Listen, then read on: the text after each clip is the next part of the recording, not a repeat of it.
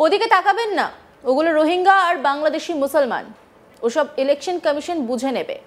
বিহারের মতো ভোটার তালিকাতেই খেলা হবে। নবান্ন অভিযান কর্মসূচিতে পাস দিয়ে কিছুজন চিৎকার করতেই বিস্ফোরক শুভেন্দু অধিকারী। কি বলেছেন তিনি, শুনবো।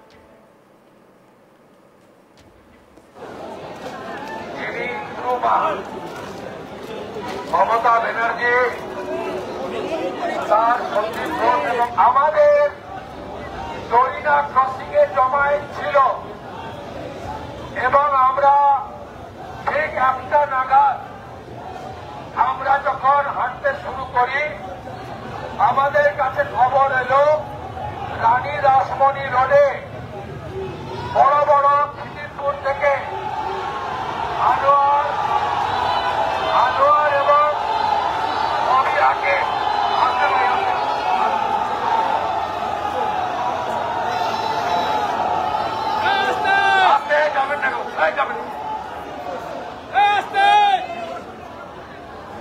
ওদের দিকে তাকাবেন না, ওগুলো রোহিঙ্গা আর বাংলাদেশি মুসলমান, ওগুলো তাকাবেন না। ও ইলেকশন কমিশন বুঝে নেবে বিহারের মতো ভোটার তালিকাতেই খেলা হবে। নবান্ন অভিযান ঘিরে তুলকালাম পরিস্থিতি শহর কলকাতায়। মিছিলে পুলিশের ব্যাপক লাঠিচার্জ আর তার আঘাতে আরজি করের নির্যাতিতার মায়ের শাখা ভাঙার অভিযোগ তুলেছে বিজেপি। আরজি করের নারকীয় ঘটনার বছর পার হওয়ার পরও মেয়ে ন্যায় বিচার পায়নি, এই দাবি করে নবান্ন অভিযানের ডাক দিয়েছিলেন অভয়ার বাবা মা।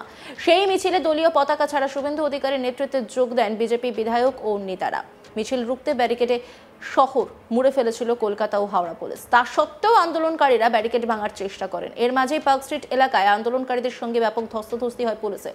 লাঠিচার্জের অভিযোগ ওঠে পুলিশের বিরুদ্ধে। নির্যাতিতার বাবা মাও সেই লাঠির আঘাতে আহত হয়েছে বলে দাবি বিজেপি। শুভেন্দু অধিকারী সহ বিজেপি নেতা বিধায়করা রেসকোর্সে প্রতিবাদ করতে শুরু করেন। জাতীয় পতাকা হাতে স্লোগান দেন তারা। শুভেন্দুর দাবি, ওদিকে তাকাবেন না, ওগুলো রোহিঙ্গা আর বাংলাদেশি মুসলমান, ওসব ইলেকশন কমিশন বুঝে নেবে। বিহারের মতো ভোটার তালিকাতেই খেলা হবে। শুভেন্দু অধিকারী কি বলেছেন, শুনবো। আমাদের দরিনা ক্রসিং এ জমায়েত ছিল এবং আমরা ঠিক 1টা নাগাদ আমরা যখন হাঁটতে শুরু করি আমাদের কাছে খবর এলো রানী রাসমণি রোডে বড় বড় খিদিরপুর থেকে আনোয়ার এবং অবিরাকে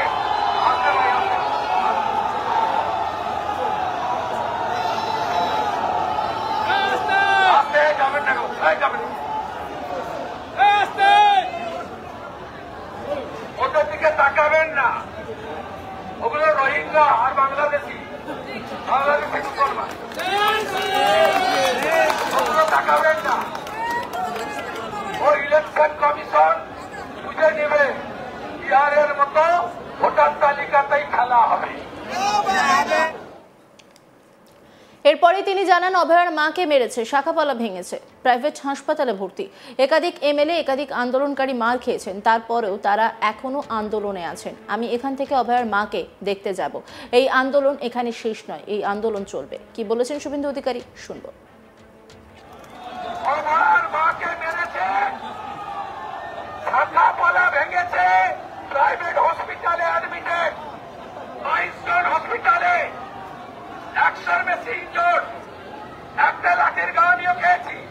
একাধিক এমএলএ, এক্স-এমপি, একাধিক আন্দোলনকারী মার খেয়েছেন। মার খেয়েও অনেকে এখানে এখনো আন্দোলনে আছেন। আমি এখান থেকে অভয়ার মাকে দেখতে যাব। এই আন্দোলন এখানে শেষ নয়, এই আন্দোলন চলবে। প্রায়োরিটি 1, অভয়ার মাকে দ্রুত সুস্থ করা। আমার দায়বদ্ধতা আছে। আমি উৎসাহিত করেছিলাম তার বাবা মাকে এই আন্দোলন করার জন্য। প্রায়োরিটি 1 তাকে সুস্থ করা। প্রায়োরিটি 2 আক্রান্ত আন্দোলনকারীদেরকে চিকিৎসা এবং সুস্থ করানো। প্রায়োরিটি 3 আগামী দিনের আন্দোলনের কর্মসূচি নিয়ে অভয়ার বাবা এবং আমার সভাপতি শ্রমিক ভট্টাচার্যের সঙ্গে আলোচনা করা। এবং তারপরে যেটা আছে মমতা পুলিশ, কলকাতা পুলিশ, মনোজ বার্মার যারা চটি চেটে মেরেছে আমাদের, তাদের বিরুদ্ধে ভারতীয় ন্যায় সংহিতা এবং সংবিধান অনুযায়ী আমাদের মা, আমাদের ভারত মাতা, আমাদের ন্যাশনাল ফ্ল্যাগ মারিয়েছে এরা। আমি ভিডিও দেখাচ্ছি, দেখুন কোথায় যাবে এরা, কে বাঁচাবে? কেউ বাঁচাবে না। ডালা রশিকে মমতা বাঁচায়নি, নারকেল ডাঙ্গা রশি ছেলে কেউ বাঁচাবে না।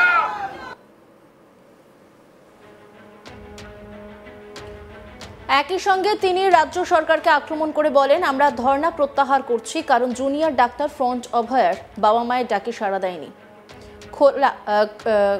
মমতাকে প্রাক্তন করব, চোর ভাইপোকে জেলে ঢোকাবো। আর কি বলেছেন শুভেন্দু অধিকারী, শুনবো। জোরদার লড়াই হবে। 4টে বাজে আমি আন্দোলন, অবস্থান, ধর্ণা প্রত্যাহার করছি। কেন? জুনিয়র ডাক্তার ফ্রন্ট তারা বাবা মার ডাকে সাড়া দেননি। আমরা জুনিয়র ডাক্তার ফ্রন্ট যাতে কালীঘাট অভিযান সফল করতে পারে, তার জন্য ওদের টাইম 4টায় আছে।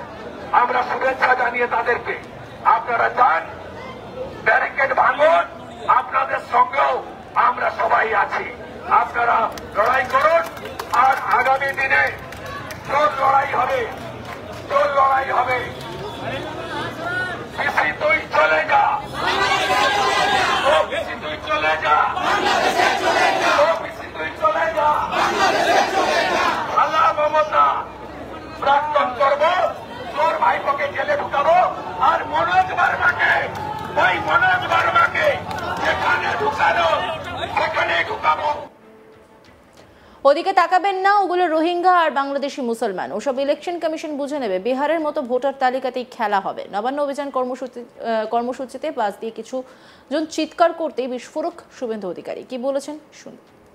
আমাদের জরিনা ক্রসিং এ জমায়েত ছিল এবং আমরা ঠিক 1টা নাগাদ আমরা যখন হাঁটতে শুরু করি, আমাদের কাছে খবর এলো রানী রাসমণি রোডে বড় বড় খিদিরপুর থেকে আনোয়ার এবং অবিরাকে